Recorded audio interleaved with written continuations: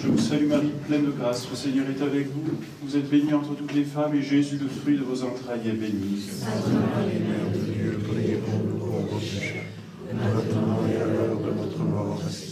Notre-Dame de la Sagesse, Saint Jean, au nom du Père et du Fils et du Saint-Esprit, ainsi soit-il. Nous avons vu la vocation des apôtres, cette générosité avec laquelle ils ont suivi notre Seigneur, mais en même temps, finalement, cette facilité avec laquelle Jésus les a appelés à le suivre.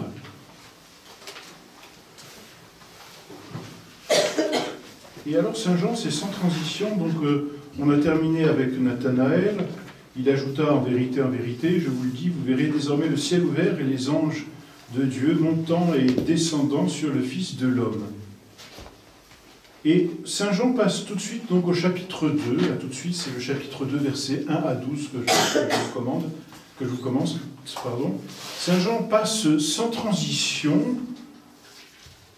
à ce qu'il se passe ensuite, et le troisième jour, dit-il. Donc voilà, on a eu le premier jour, vous vous souvenez, le premier jour c'est Saint Jean-Baptiste qui dit « Voici l'anneau de Dieu ». Ensuite, eh bien, il y a eu le lendemain, c'est... le jour suivant, c'est donc Philippe et Nathanaël. Et le troisième jour, eh bien, il se fit des noces à Cana de Galilée. Alors, vous vous souvenez, donc, notre Seigneur est monté dans la Galilée. Et là, il y reste, et il y a des noces. Là encore, je vous ai dit tout à l'heure, Jésus appelle ses apôtres et il ne leur parle pas tout de suite de la croix. Il ne va pas leur parler tout de suite de la difficulté qu'ils vont rencontrer, de la mort douloureuse par laquelle ils vont mourir. Et la première leçon que Jésus va leur donner, c'est une leçon de vie. Ce n'est pas une leçon de croix pour l'instant, c'est aussi une leçon de vie. Le premier miracle qu'il va faire, c'est celui de Cana. Cana, c'est une petite bourgade qui ne se trouve pas très loin de Nazareth. Donc vous voyez, on est en Galilée, tout en haut. Il y a des noces. Alors les noces, à l'époque, ça pouvait durer 7 jours. Ça durait longtemps en tout cas. On y passait du temps à se réjouir. Il se fit des noces à Cana de Galilée et l'évangéliste a dit, et la mère de Jésus y était. C'est la première mention ici que fait Saint Jean de Notre-Dame. Et c'est quasiment la dernière, puisqu'ensuite on abandonnera la très sainte Vierge Marie pour la retrouver au pied de la croix. Elle est au début de la vie de notre Seigneur, elle est à la fin de la vie de notre Seigneur, et puis entre les deux, Saint Jean va s'attacher vraiment à Jésus-Christ. Marie est présente, ça nous dit déjà quelque chose, vous voyez, c'est que la famille dans laquelle se déroulent les noces est une famille simple. Notre-Dame est simple, Notre-Dame est effacée, Notre-Dame a côtoyé des gens qui sont certainement aussi simples. Et donc, et puis Notre-Dame appartient aussi à une, comment dire, Notre-Dame vit dans la pauvreté avec Saint-Joseph. C'est pas l'opulence, c'est pas le luxe. Et la Très Sainte Vierge est invitée. Pourquoi est-elle invitée? Parce qu'elle est connue. Et pourquoi est-elle connue? Mais parce qu'elle a rendu service. Là, ce que dit pas l'évangéliste, on peut le deviner. Si Notre-Dame est invitée aux noces, c'est que c'est une amie de la famille. Si c'est une amie de la famille, ou alors c'est la même famille, on peut penser cela aussi, ou alors elle a rendu des services. Et on a déjà une attitude de l'âme de la Très Sainte Vierge Marie, une attitude de grande bonté, de grande simplicité, et puis surtout une attitude de générosité vis-à-vis des autres. Et cette générosité, eh bien, on va la lui rendre, on l'invite aux noces. Et puis ce qui est extraordinaire, c'est que la Très Sainte Vierge y va. Notre Seigneur va aux noces. Là encore, la grande leçon que l'on va prendre aujourd'hui, c'est que notre Seigneur veut sanctifier le mariage, c'est-à-dire notre Seigneur veut sanctifier les réalités naturelles. Je vous le disais tout à l'heure, on ne peut pas et on ne doit pas séparer dans nos vies ce qu'il y a de purement surnaturel et ce qu'il y a de purement naturel. Et là, les apôtres vont vite le comprendre. Ici, c'est une fête. Et on pourrait se dire, bon, c'est une fête, comment dire, on ne va pas y aller, c'est pas assez sérieux pour que notre Seigneur aille à une fête. C'est quand même pas du genre de la Très Sainte Vierge Marie que d'aller se rendre à un mariage et puis de faire la fête pendant 7 jours. Eh bien si. Figurez-vous que si. Donc notre Seigneur arrive à la fête, la Très Sainte Vierge est invitée, pardon, et Jésus fut aussi convié aux noces avec ses disciples. Ici, on voit donc Jésus inséparable de sa mère est déjà inséparable de ses disciples. On est au 3e jour. Ils sont encore là. Ils sont restés. Vous voyez, les disciples se sont attachés à Jésus et Jésus va les récompenser. Il les invite à la noce.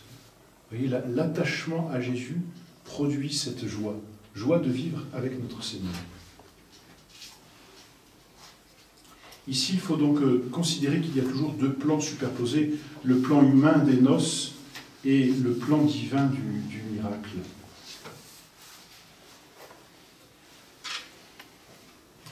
Jésus arrive donc aux noces, il n'est pas connu comme Dieu. Seuls les apôtres le connaissent, mais personne ne sait qu'il est Dieu. Il est le fils de Marie, Saint Joseph est probablement mort, Marie est invitée, Jésus c'est son fils, il est invité, il a des amis, ce sont les quelques apôtres qui sont là. On ne fait pas de chichi à l'époque, il n'y a pas de place limitée, le repas n'est peut-être pas placé non plus, alors tout le monde peut venir, c'est ouvert. De toute façon, s'il y en a pour 7 jours, il y en a pour 2 ou 3 personnes de plus. Hein. Donc il y a une grande générosité, Jésus vient et il n'est pas connu comme Dieu. Notre-Dame vient et elle n'est pas connue non plus comme la très Sainte Vierge Marie.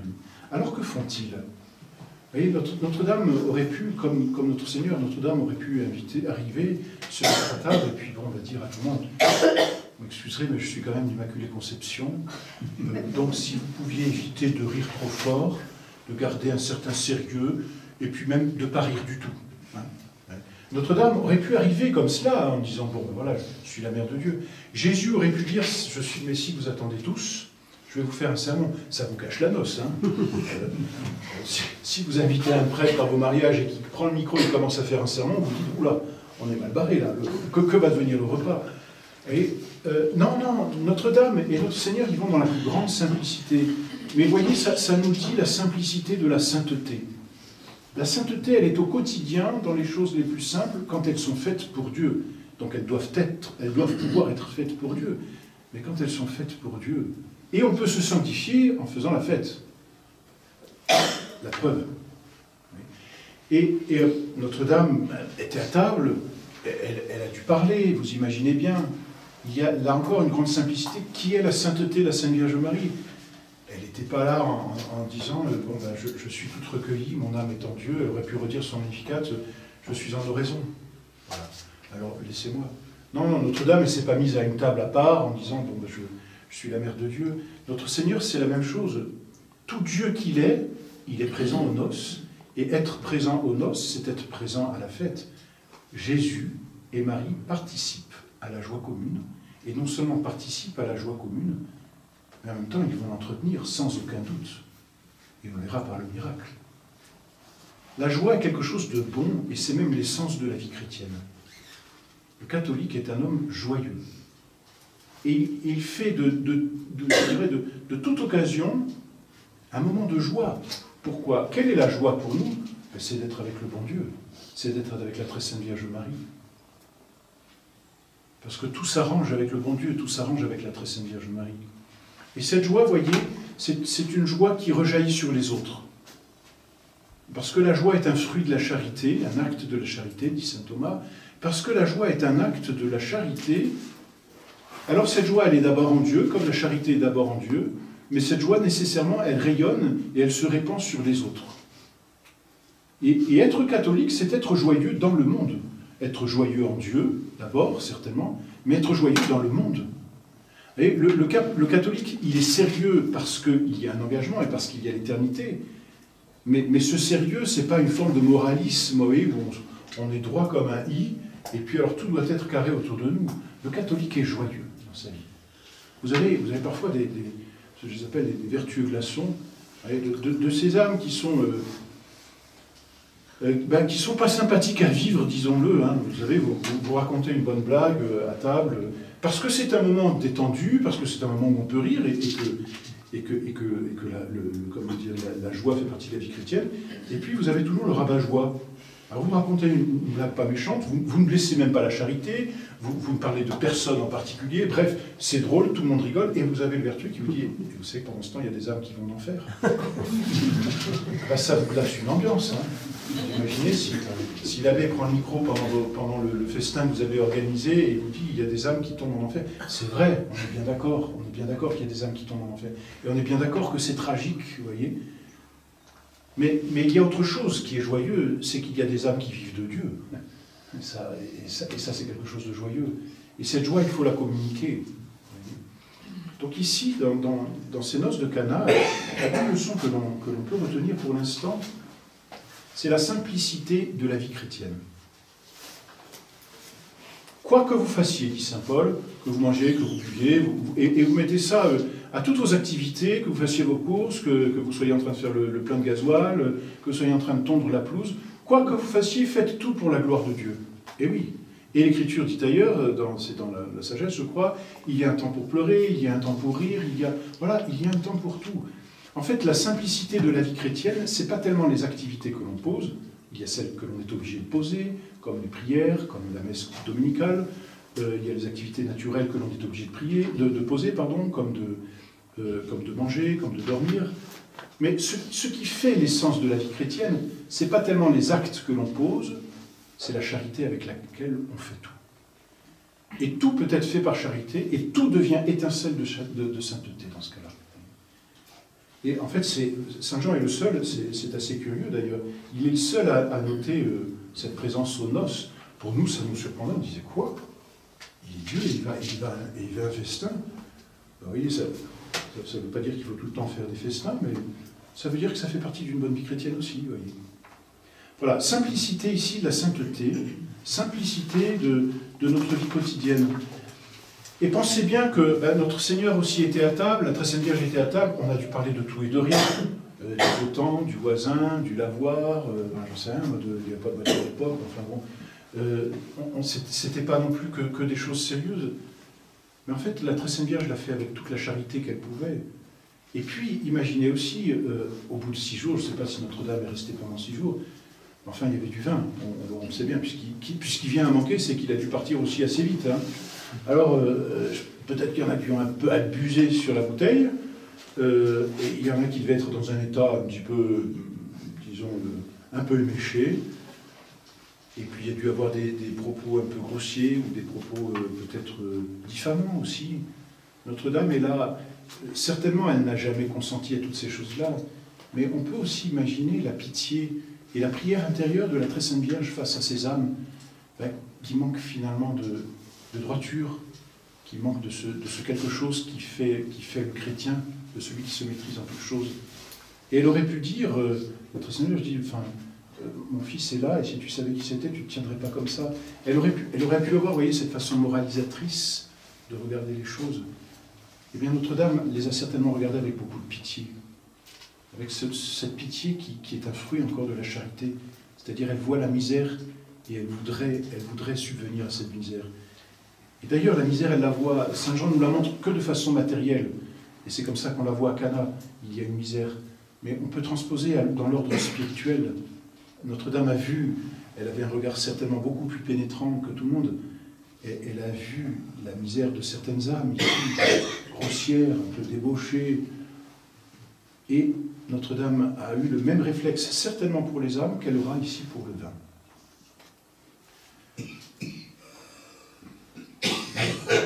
Jésus fut aussi convié aux noces avec ses disciples. Le vin étant venu à manquer, la mère de Jésus lui dit « Ils n'ont plus de vin ». Bon, je pense que vous connaissez tout cela. On prêche tous les ans en général sur cet évangile après l'Épiphanie. Ici, il y a l'intercession de la Très Sainte Vierge Marie. Cette prière qu'on appelle de simple exposition, où Notre-Dame n'a rien à dire. Elle expose le fait à son Fils. C'est extraordinaire. Mais pourquoi l'expose-t-elle? Et parce qu'elle est attentive. Ça aussi, c'est remarquable. Notre-Dame a vu qu'il n'y avait plus de vin. Il y en a qui ont dû le voir aussi, parce qu'ils ont dit, c'est mon dernier verre, j'en profite. Notre-Dame, pas sûr qu'elle ait plus autant que ça, n'est-ce pas? Mais Notre-Dame a le souci de tous. Et ça, c'est une attitude très charitable. Elle a le souci de tous, et elle a le souci de la joie. Elle aurait pu dire aussi, il n'y a plus de vin, tant mieux, parce que quand j'en vois certains, il était temps que ça s'arrête, on finira à l'eau, je demanderai à mon fils de mettre un peu de gaz, ça fera une eau un petit peu plus pétillante, n'est-ce pas? Non. Vous voyez, Notre-Dame, ici, dans toute sa simplicité, veut la joie de tous. Certes, il y en a qui vont peut-être pécher, en buvant plus que de raison, mais il y en a d'autres qui vont se retenir et vivre vertueusement. Et Notre-Dame voit aussi la joie qu'il faut apporter à toute âme, Alors elle va voir son fils, elle voit aussi l'embarras du maître de festin, et donc elle dit à son fils, certainement discrètement, mais assez suffisamment publiquement pour que Saint Jean le remarque, et elle lui dit non plus de vin. Elle n'a pas besoin d'en dire plus. Jésus connaît le cœur de sa mère, et il sait que sa mère veut le bien de tous. Et donc elle lui dit finalement, si tu veux leur bien et leur joie, ils n'ont plus de vin, tu sais ce qu'il te reste à faire. Voilà, elle n'a pas besoin d'en dire plus. Alors il y a toujours cette réponse un petit peu surprenante. Femme, qu'y a-t-il entre vous, entre moi et vous?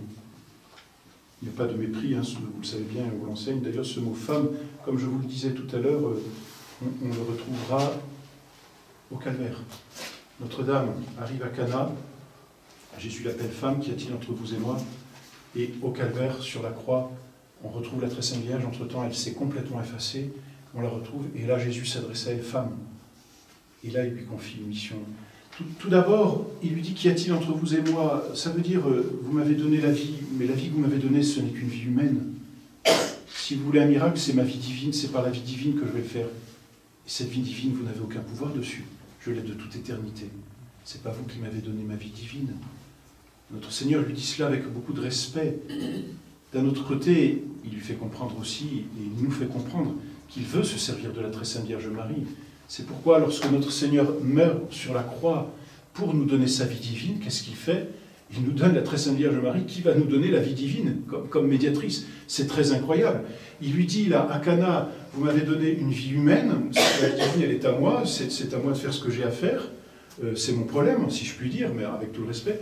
Et sur la croix, il dit à la Sainte Vierge, j'ai envie de donner la vie divine, et ben, c'est vous qui allez la donner. Vous voyez ce parallèle qu'il y a, et il n'y a que Saint Jean pour le souligner, c'est aussi, je trouve, la perfection de cet évangile, c'est ce parallèle qu'il y a entre Notre-Dame à Cana, qui est simplement mère de Jésus comme homme, enfin, qui nous apparaît ainsi comme homme, et puis au calvaire, qui non seulement est mère de Dieu, mais mère de Dieu dans nos âmes. Elle est le canal par lequel la grâce va nous être donnée.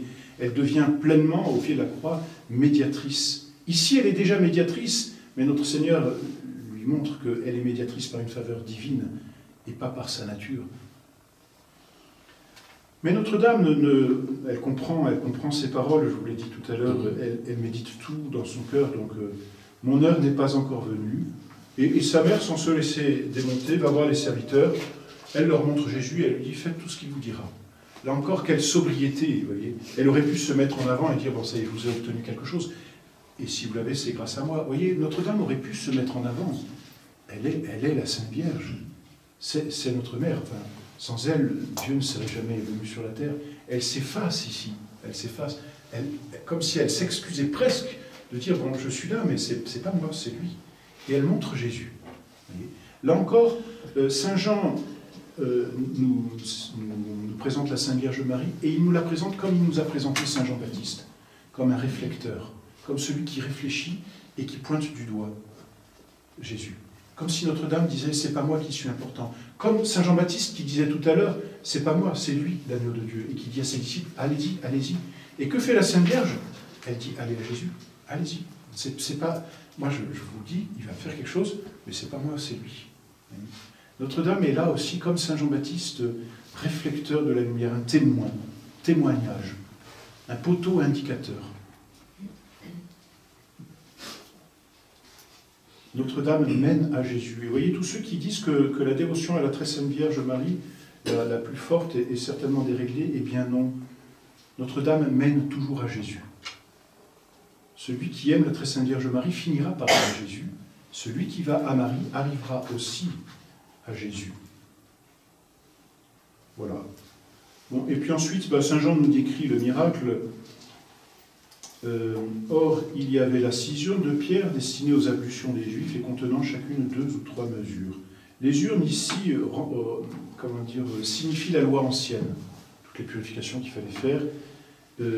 Et notre Seigneur va manifester que la loi ancienne devient nulle, c'est que de l'eau. Et c'est pas bon, enfin, c'est pas très bon, quoi. Cette loi ancienne est imparfaite. Et Jésus va apporter une loi bien meilleure, la loi nouvelle. C'est la loi de l'amour, c'est la loi de la charité, c'est la loi donc de la joie, c'est la loi du vin ici.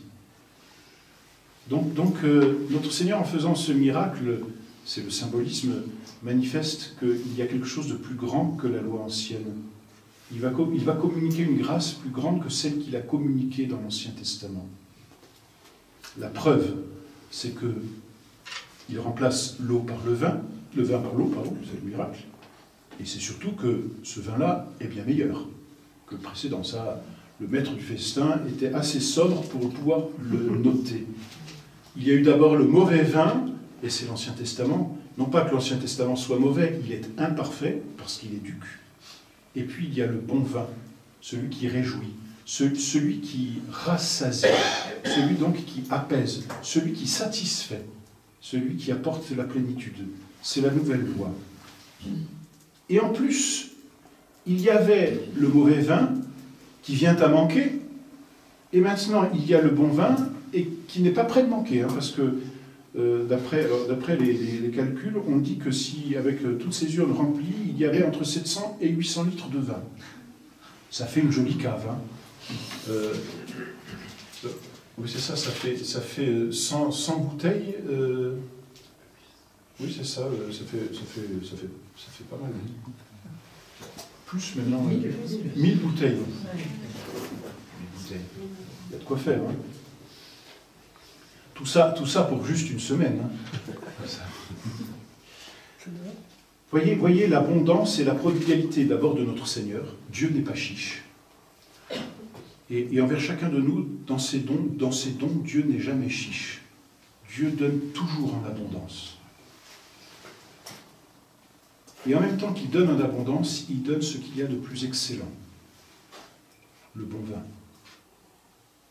C'est nous qui sommes chiches. Nous demandons au bon Dieu, d'abord nous ne demandons pas assez et jamais ce qu'il faut.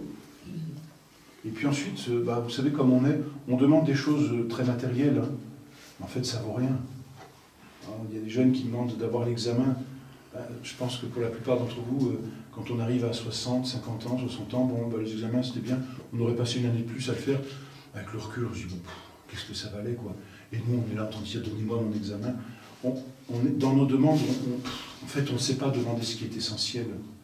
Ce qui est essentiel, c'est la vie intérieure, c'est la grâce, c'est la fidélité. Et ce sont ces choses-là qu'il faut demander, ce sont les vertus. C'est la fidélité, c'est la chasteté, c'est l'humilité. Ça, c'est essentiel. Et ça, on peut être sûr que Dieu nous exauce.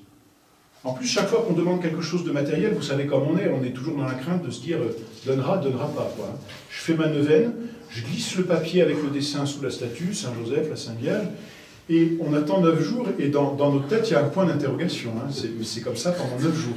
Et le 9e jour, on attend le coup de fil, ou on l'attend pas, je ne sais pas, et on est déçu, ou on n'est pas déçu, mais en fait, on est dans l'incertitude. Mais oui, avec toutes les choses matérielles, on sera toujours dans l'incertitude. Par contre, avec les choses surnaturelles et spirituelles, on ne sera jamais dans l'incertitude. Dieu donne. Par contre, il donne quand il veut. Hein, parce que c'est le patron. Et il donne en abondance. Là, s'il y a une leçon que l'on peut retenir en même temps, c'est d'apprendre à voir dans notre vie les grâces que nous avons reçues. Regardez dans le passé tout ce que nous avons reçu de grâce. Ce sont autant de dons. Mais, vous voyez, les grâces aujourd'hui, pour vous, elles sont abondantes. La messe ce matin, on a déjà dit le chapelet, les instructions, les méditations, ce sont des grâces. Certainement, il y a des efforts de la part de chacun d'entre nous. Mais là où il y a notre travail, il y a le travail de Dieu aussi. Tant de grâces déjà données aujourd'hui. Vous voyez, Dieu n'est vraiment pas chiche. Et regardez dans votre vie toutes ces choses que l'on voyait parfois comme des accidents, ou des choses pourquoi on ne comprend pas. On s'aperçoit avec le recul que, en fait, c'est des grâces et c'est bien que ce soit fait comme ça. On ne regarde pas assez, je pense, le bien que le bon Dieu nous donne. C'est sûr que, je ne sais pas si beaucoup sont allés voir Jésus pour lui dire merci. Ah, merci d'être venu et revenez la prochaine fois, hein, si c'est pour faire des miracles pareils. L'évangéliste ne nous dit rien. Jésus a dû rester discret. Mais là encore, nous sommes aussi assez chiches dans la façon de remercier le bon Dieu. Est-ce que nous remercions bien le bon Dieu de toutes les grâces qu'il nous donne? Vous savez, dans notre vie, alors on a aussi ce côté peut-être janséniste et cartésien en France qui demeure. Le soir, on fait notre examen de conscience et il faut le faire. Je ne veux pas non plus vous dire ne pas le faire. Il faut le faire. Bon, on a du mal, on ne sait pas trop comment s'y prendre, on essaie de trouver un péché, bon, bref. Et puis, Et puis, dans l'examen de conscience, ou en deuxième partie, il faut regarder aussi ce qu'on a reçu comme grâce. Ouais. Et il faut les regarder comme des grâces reçues de Dieu. On a fait du bien, il ne faut pas croire, on a fait du bien dans la journée. Alors, on ne l'a pas fait parce que c'était nous, hein. On l'a fait parce que le bon Dieu nous a donné de bien le faire. Aujourd'hui, j'ai pu lire un chapelet de plus. Aujourd'hui, c'est marrant, j'ai eu le temps de lire un petit chapitre de l'Évangile. D'habitude, je n'ai pas le temps. C'est une grâce, vous voyez. Et en fait, si on prend l'habitude de regarder ces grâces, on prendra l'habitude de dire merci au bon Dieu. Et le bon Dieu aime bien quand on lui dit merci, parce que chaque fois qu'on lui dit merci, il est prêt à redonner. Je ne sais plus quel saint d'ailleurs, je crois qu'il y a un saint qui disait, et je crois que ça couvre aussi parmi nos fidèles, quand on demande quelque chose au bon Dieu, il faut tout de suite faire une messe d'action de grâce avant qu'il ait exaucé, ça marche. Je pense que certains ont déjà essayé. De fait, je crois que ça marche. Moi, je connais des fidèles qui disent, vous pouvez dire cette messe en action de grâce pour la grâce que je vais recevoir. C'est joli, c'est très joli, parce que c'est une attitude de remerciement. Vous savez, comme on est, la première chose qu'on apprend à nos enfants, c'est de dire merci. On donne quelque chose, le gamin il ne sait pas parler, on lui fait faire comme ça, pour qu'il dise merci. Alors si nous on était capable de faire comme ça au bon Dieu, ce serait déjà pas mal. Et parfois on est capable de recevoir des grâces, de sortir et de même pas dire merci, comme si tout était normal, vous voyez. Je ne sais pas combien ont dû dire merci ici au bon Dieu, en tout cas le maître du festin, lui il a noté. Hein. Tout homme sert d'abord le bon vin, et après qu'on en a bu abondamment, le moins bon, parce que ça passe. Mais toi tu as gardé le bon jusqu'à ce moment-là. Ça c'est une action de grâce, c'est un remerciement. Donc voilà, ici, la chose qu'il faut apprendre, c'est aussi à dire merci très régulièrement au bon Dieu, même pour les petites choses. Vous verrez, très honnêtement, plus vous direz merci au bon Dieu, plus il vous donnera. Vous savez que le moment le plus difficile dans notre vie, et même dans notre vie religieuse, c'est le moment de l'action de grâce après la messe. Il y a des thémicestes, vous savez comment sont les enfants, comment on a été petit, thémiceste, papa c'est fini, c'est fini. Et quand c'est dimanche, ça signifie apéro, quoi. Alors, pour les enfants, c'est merveilleux. Et puis on a passé une demi-heure, et puis on se retrouve ensuite, après la messe, on n'a qu'une envie, c'est d'aller papoter, on revoit nos amis, en plus, grâce à Dieu, les amis que l'on a à la chapelle, ce sont des amis catholiques, traditionnalistes, on peut parler à cœur ouvert, il y a de vraies amitiés, de bonnes amitiés, et Dieu merci. Et tant mieux. Et d'un autre côté, on part parfois un peu trop vite de la chapelle, on oublie de dire merci au bon Dieu. Nos actions de grâce sont parfois peu fournies. D'ailleurs, le bon Dieu le sait bien, parce que à ce moment-là, il nous donne assez peu de consolation sensible, disons-le. Je crois que c'est Sainte Thérèse de l'Enfant Jésus aussi qui disait que c'était un des moments les plus difficiles dans sa vie religieuse, le moment de l'action de grâce. Mais prenons ce temps de dire merci au bon Dieu. On voit des parents qui, à leurs enfants, font lire des petits textes. Prenez vos missels et puis lisez, il y a de très belles prières dans le livre bleu, il y a de très très belles prières aussi d'action de grâce. Je ne sais pas si vous connaissez, là, il y a la prière de saint Thomas d'Aquin qui est très belle, une prière de saint Bonaventure aussi. Mais alors dire merci au bon Dieu, ça vous ouvre le ciel, hein, un flot de grâce qui tombe. Voilà, donc je m'arrête là, il est 16h, mais les deux grandes leçons que l'on peut, avec la troisième c'est la dévotion à la Sainte Vierge, mais les deux grandes leçons qu'il faut retenir, c'est d'une part la sainteté et la joie au quotidien. Notre Seigneur vient sanctifier un mariage. Notre Seigneur vient sanctifier nos actions les plus ordinaires. Ça, c'est extraordinaire pour nous. Et je ne sais plus quel saint disait, la sainteté ne consiste pas à faire des choses extraordinaires, et nous, parfois, on rêve de miracles, de prophéties, on paraîtrait grand et on se dirait, là, je suis saint. Non. La sainteté ne consiste pas à faire des choses extraordinaires, elle consiste à faire l'ordinaire extraordinairement bien, c'est-à-dire avec la charité. Voilà. Alors, vous allez faire la cuisine ce soir, vous l'offrez au bon Dieu, et bien vous avez posé une action sainte. Ça ne fait aucun doute. Si vous y avez mis la charité, c'est une action sainte. Ça ne fait aucun doute, vous voyez. La sainteté, elle est là dans notre quotidien, et pour nous, c'est le plus grand motif de joie. Ça, c'est la première leçon. Et la deuxième leçon, c'est qu'il faut apprendre à dire merci au bon Dieu en voyant tout ce qu'il nous donne. Le bon Dieu n'est pas chiche, c'est nous qui sommes chiches avec lui. Dieu est généreux. Jésus, là, fait son premier miracle, il est généreux. Il n'y a aucun discours ici de Jésus. Aucun discours. D'habitude, ces miracles s'accompagnent de discours. Je voudrais regarder, mais je crois que c'est peut-être même l'un des seuls miracles où Jésus ne parle pas. Il fait le miracle. Voilà. Pas plus. Jésus est content de donner de la joie à tout le monde. Jésus aime donner de la joie. Et cette joie, on sait bien, c'est du vin et un bon vin. Voilà.